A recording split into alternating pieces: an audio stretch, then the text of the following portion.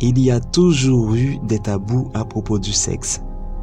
Aujourd'hui encore, malgré l'évolution des mentalités, le sexe demeure un sujet qu'il est très délicat d'aborder sans choquer ou provoquer de fortes réactions de susceptibilité.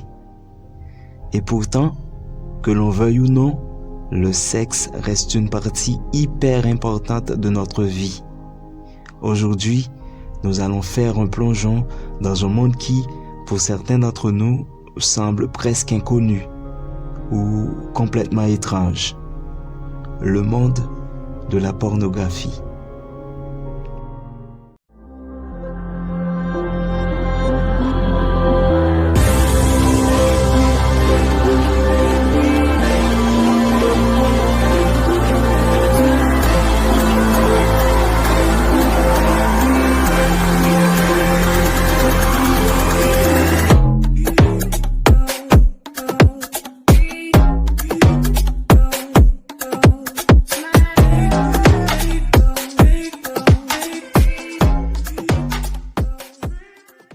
D'abord, l'industrie de la pornographie est très florissante.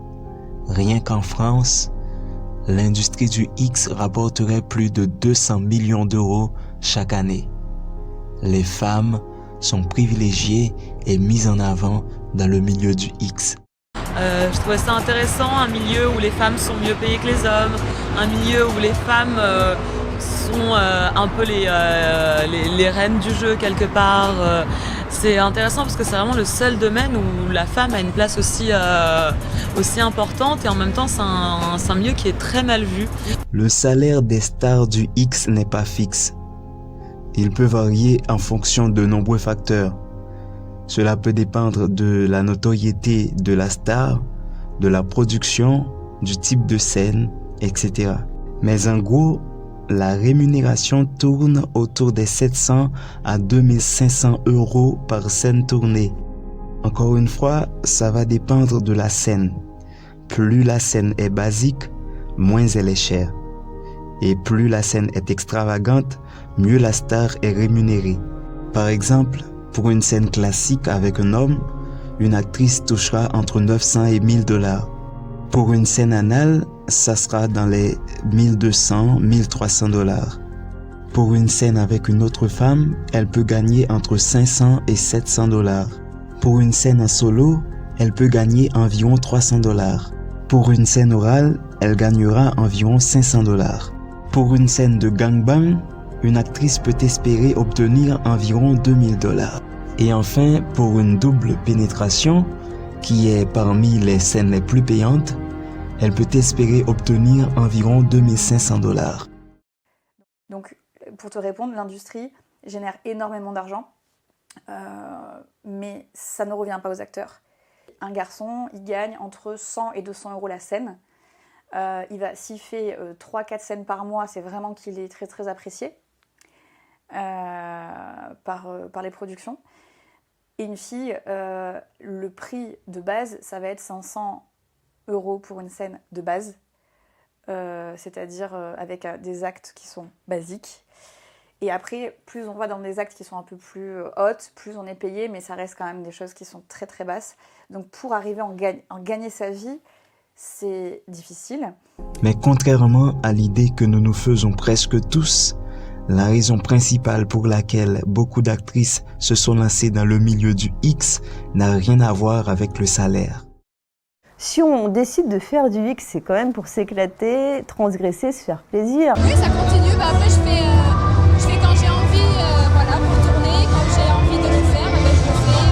J'en fais pas souvent parce que je le fais par plaisir, donc ça marche. Non, moi je fais ça parce que ça me plaît, donc du coup, effectivement, je suis contente. Ça fait plaisir, mais après, ça reste dans le plaisir. À la base, je suis libertine.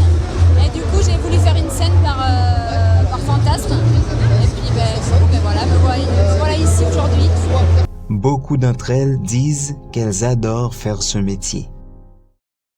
Moi, je suis arrivée avec un discours très simple, je fais du X et j'aime ça. Et apparemment, c'est quelque chose d'obscène de dire que on a du plaisir à exercer son métier, à utiliser son corps, à en tirer du plaisir. tant pis. Beaucoup d'actrices du X déclarent que le porno est pour elles un bon moyen de se sentir libre, de s'émanciper, de se réapproprier leur corps et de répondre aux stéréotypes imposés par la société.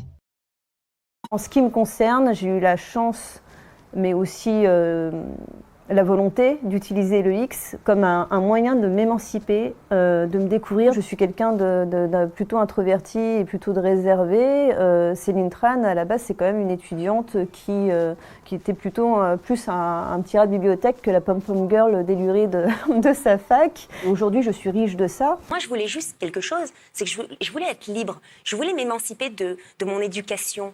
Je voulais dire merde à tout le monde. Je voulais venir à Paris, parce que je suis de province, je suis de Marseille.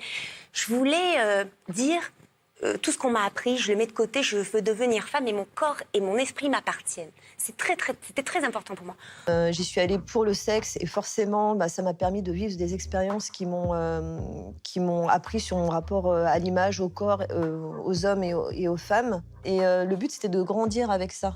Donc forcément, je ne peux pas dégommer quelque chose qui m'a nourri dans tous les sens du terme. Donc je me suis servie du X. Le X s'est servi de moi. Mais je me suis servi de lui et donc du coup le deal est complètement équitable. Pour rester attirante et sexy, pour rester compétitive, certaines actrices ont recours à la chirurgie, tandis que d'autres préfèrent se lancer dans des activités régulières d'exercice. Elle va avoir des avis sur la chirurgie esthétique, parce que j'ai retouché ma poitrine, je le remets absolument pas en cause, j'en suis ravie, c'est le meilleur investissement de ma vie. Je trouve que c'est une très bonne chose de pouvoir avoir accès à ces choses-là. Ça nous permet de se sentir mieux, ça nous permet d'être plus heureux, d'être plus épanoui. Pourquoi pas? Une autre chose qui peut paraître étonnante, c'est que la plupart des actrices savent faire la différence entre leur vie professionnelle et leur vie personnelle. Elles savent faire le détachement entre le boulot et tout le reste. Quand on rentre sur un set, on se met d'accord avec les acteurs. Toutes les scènes que j'ai pu faire, j'ai jamais fait ça dans ma vie privée. Et si mon copain me dit demain on fait ça, ce que tu as fait dans tes scènes, mais je le largue, quoi. C'est pas possible. Ça reste du cinéma, une performance. Et malheureusement, il n'y a pas assez de communication là-dessus. Et du coup, tout le monde, les petits mélangent tout. Le X, ça reste un cinéma de genre, enfin un cinéma de sous-genre, au même titre que la science-fiction. Que ce qu'on y voit, c'est un reflet de la réalité, mais ce n'est pas la réalité, ça reste des images, ça reste de la fiction. Et la meilleure chose à faire, c'est d'essayer d'expliquer ça aux jeunes pour qu'ils puissent regarder ce type de contenu avec un regard un peu plus objectif. Cela n'empêche pas que la société qui les entoure soit parfois un peu méchante envers certaines d'entre elles à cause de ce choix.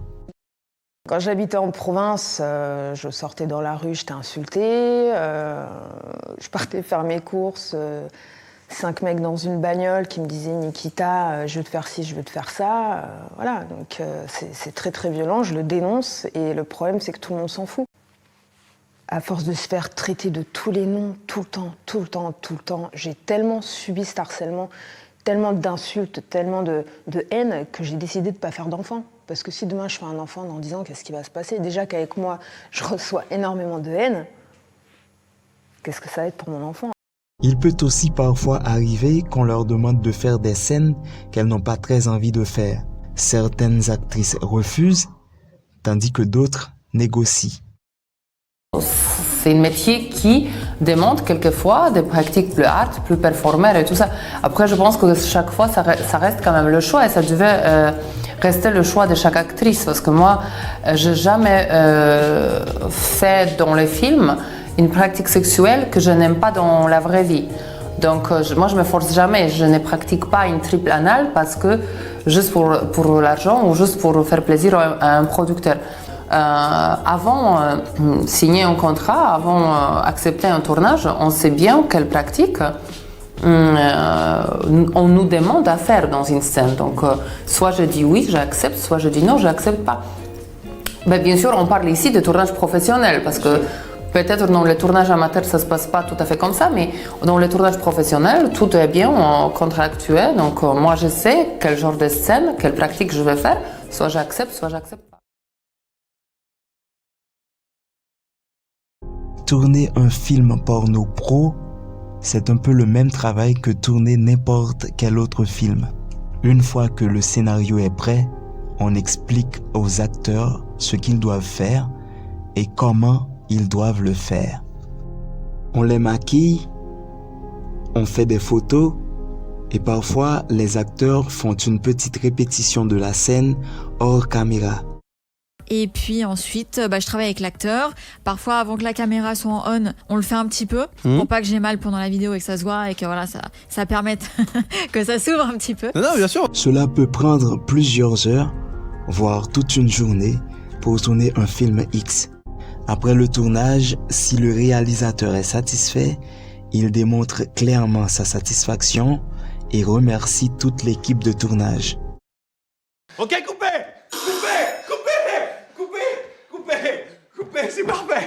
c'est parfait, c'est magnifique. On l'a, putain, merci, on l'a, sublime.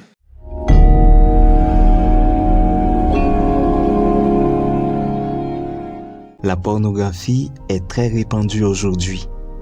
Et dans le monde, il existe plusieurs milliards de consommateurs de porno. Le fait est que le sexe est un besoin si naturel et beaucoup prennent plaisir à le satisfaire.